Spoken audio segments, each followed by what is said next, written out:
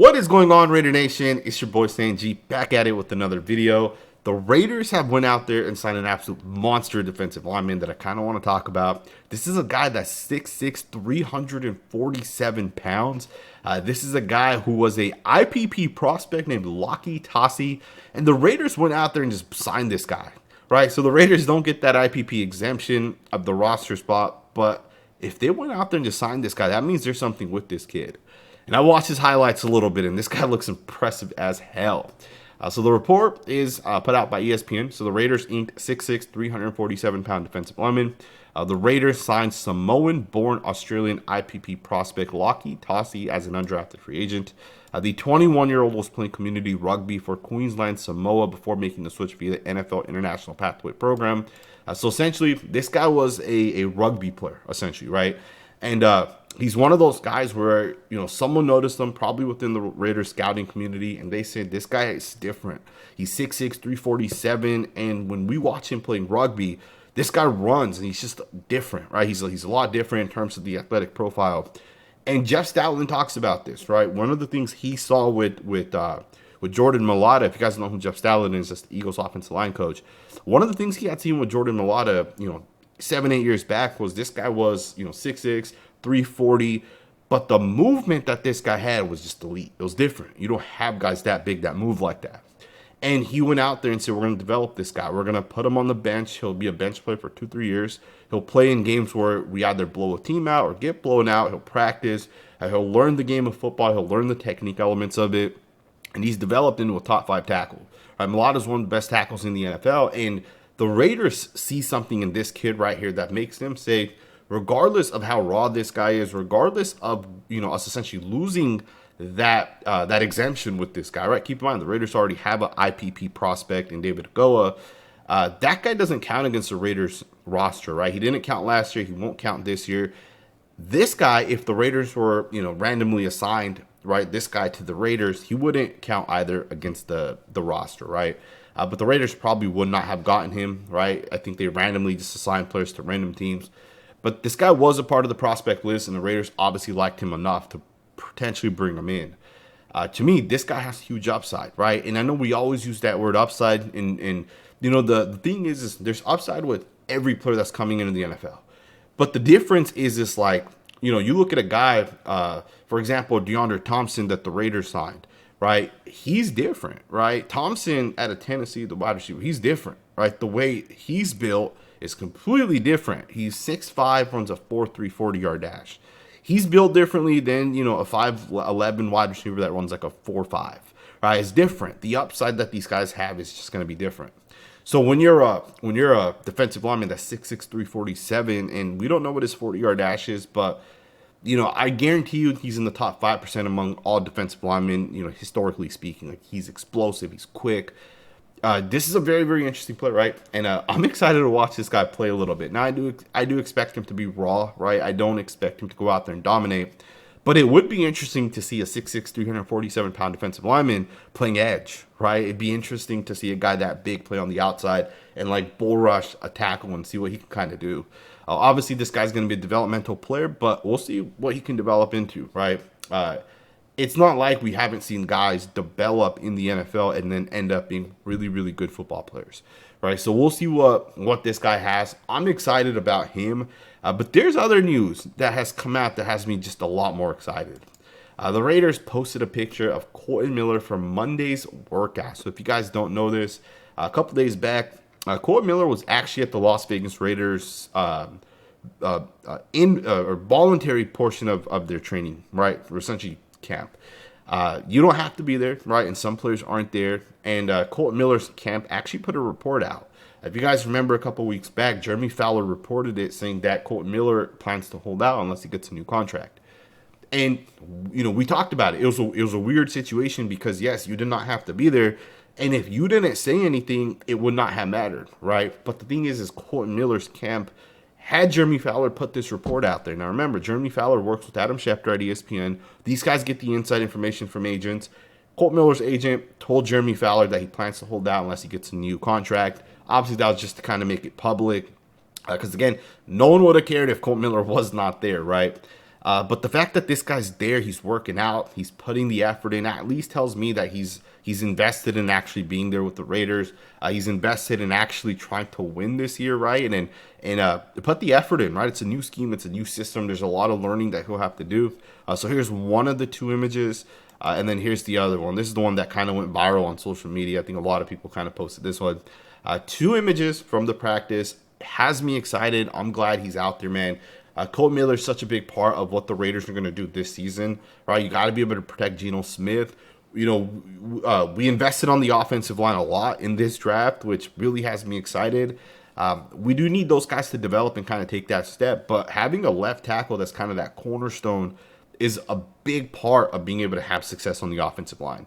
No matter how you look at it, right? You got to have that left tackle that's a cornerstone, protects the blind side of a quarterback, especially given that the right tackle position is not 100% set in stone, right? Yeah, DJ Glaze has some upside, but we also know that Charles Grant has also kind of been you know, Pete Carroll kind of threw him in there as like he'll be developed as a tackle, not a guard.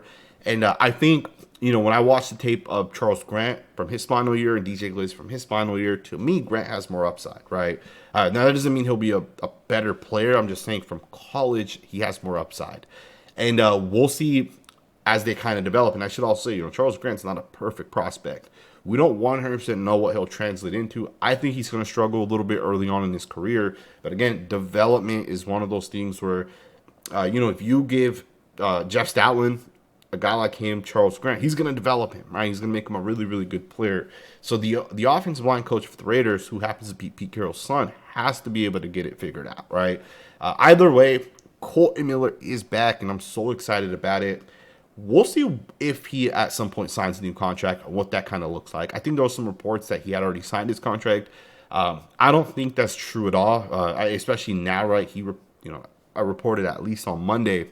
If Kolton Miller had signed his new contract, he would have it would have already been out there, right, that he signed a new contract. I think chances are they probably already told him, we will sign you, right? Maybe we need to restructure some guys or whatever, try to figure it out. Maybe Mark Davis has to sell some of the team. They'll figure it out. Either way, I'm not worried about it at all. I think the Raiders are in a really, really good spot with the offensive line. The offense, generally speaking. I made a video the other day talking about the NFL draft prospects, and a lot of people thought I was like super out on Jack Bech, right, the wide receiver at TCU.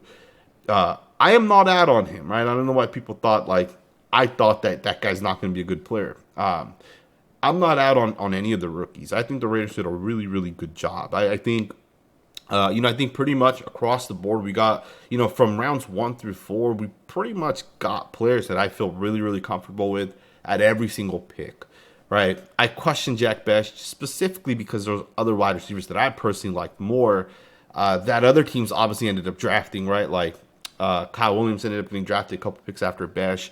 Luther Burden went, I think, at 39, which was one pick after the Raiders traded out at 38. Just because I liked someone else doesn't mean that John Spytek's going to be wrong necessarily, right? I could be the one that's wrong. So, again, I question the pick, but I still really, really like everything we've kind of done. Obviously, 5th, 6th, 7th round, who knows if those guys will ever work out anyways, regardless of who you draft, right? So, I am excited about the Raiders this season. I think there's just so much upside. Now, another thing the Raiders did was kind of interesting is they signed another wide receiver. Apparently, the Raiders signed former Longhorn wide receiver Colin Johnson. And to me, this is a very, very interesting signing. At first, I didn't really understand it because the Raiders have 7, 8 wide receivers already on this roster. And we have guys that are contracted to be with the Raiders. Right, Jacoby Myers isn't going anywhere. Trey Tucker's not going anywhere. You drafted 2 wide receivers, right? Dante Thornton. You drafted Jack Bech. And that doesn't include some of the other guys, right? Like Tyreek McAllister has huge potential, right? Last year, we kind of saw that on display out there. The Raiders have a ton of wide receivers, so it didn't make sense to bring in another wide receiver. But when I kind of found out that this guy is one of those super, super tall wide receivers, right? 6'6", 222. He kind of reminds me of almost a guy like Dante Thornton Jr. And I almost think that the Raiders maybe bring in a guy like Colin Johnson to help develop a guy like Dante Thornton Jr., right? It almost makes sense to me when you get a guy like Thornton in the 4th round. This guy's super raw. This guy's a guy that I think, as we kind of go forward, he has to develop, right? if you think Thornton's going to come in and just put up 1,500 yards in his first year, it's not going to happen, right? Thornton's going to play his role. He's going to develop. The Raiders will at some point get rid of Jacoby Myers. They'll get rid of Trey Tucker. And then Jack Bech and Thornton are going to be looked at as like the future, right? And they'll, continue to bring in more talent. They'll continue to replace guys. Maybe they re-sign Trey Tucker. Maybe they re-sign Jacoby Myers. But over the next year or two, one of the things that will happen is Thornton will need to develop. And I think a guy like Colin Johnson just kind of makes sense to potentially develop a guy like Thornton, right? Because you don't find guys that are like 6'4.5" or taller. Like, they just don't exist at the wide receiver position. So the only thing that really makes sense to me is that's what this guy's brought in for, because statistically, this guy's not great. Now, it's not terrible, right? Yeah, 31 catches over 4 years, 394 yards. As a backup player, it's not terrible, but again, this guy's nothing special in my opinion. And again, I just kind of think, why sign this guy? So the only thing that makes sense to me is Thornton's the guy that they're trying to potentially develop a little bit, right? So the only thing that makes sense to me, but we'll see what it is, right? We'll see what it is as Raiders kind of go forward. But they did bring this guy in. They signed him. He has experience, obviously, in the NFL, has been on 3 different teams. We'll see what this guy can kind of develop into, right? Former Texas Longhorn. We'll see what ends up happening. Just wanted to kind of bring that to you guys. And then finally, the Raiders are making some front office moves. And there's some guys that I follow on Twitter that have talked about some of these guys that the Raiders have essentially brought in, some of the different, they essentially made a guy their assistant general manager. Champ Kelly had left the Raiders. And they also made a different guy the director of college scouting. And some of what I'm hearing is that John Spytek's building like a super team for the Raiders front office. So let's talk about this a little bit. So if you guys don't know, May 1st is the day that most scouts contracts end, right? Actually, I think April 30th is technically the day. So as of May 1st, a lot of scouts end up being free agents, right? It's just kind of how it works in the scouting world. May 1st is the day that for scouts, you kind of restart, right? It's kind of, the last draft's over. May 1st is here. Now you're looking to next year. So the Raiders obviously went ahead and kind of made those decisions. So Sports Illustrated reported that the Raiders are hiring Brian Stark as Spytek's assistant general manager. So Brian Stark is going to be the first. Stark joined the Silver and Black after spending 13 seasons with the Denver Broncos. So this guy was with the Broncos for a number of years. He has a lot of experience in the NFL. He most recently served as the Broncos director of college scouting from 2016 to 2024. So this is a guy that has a lot of experience as a college scout, essentially, right? He was in charge of that, and now John Spytek's going to essentially make this guy the assistant general manager. And I want you guys to think about this. When John Spytek was with the Tampa Bay Buccaneers, although he was the assistant general manager, it was widely reported that John Spytek was in charge of building the board for the Buccaneers, right? Yes, John Spytek wasn't the director of college scouting or whatever for the Bucs, but he was essentially the guy on top of the director of college scouting and on top of all the different scouts, right? We know that John Spytek was the guy that was really, really in charge. And I'm not saying he had the final decision and every great Bucs pick was on John Spytek, but this is something that's been widely reported. And the Raiders might be taking that same approach. There's a chance that Brian Stark now comes in, who's a former director of college scouting. There's a chance that he ends up being the Raiders' next guy that kind of builds out our board. And speaking of director of college scouting, the Raiders also gave Jonathan Stigl an upgrade as well. They made him the assistant director of college scouting. He spent his 27th year in the NFL. He spent the past 11 seasons with the New York Jets. Most recently served as a national scout in 2024.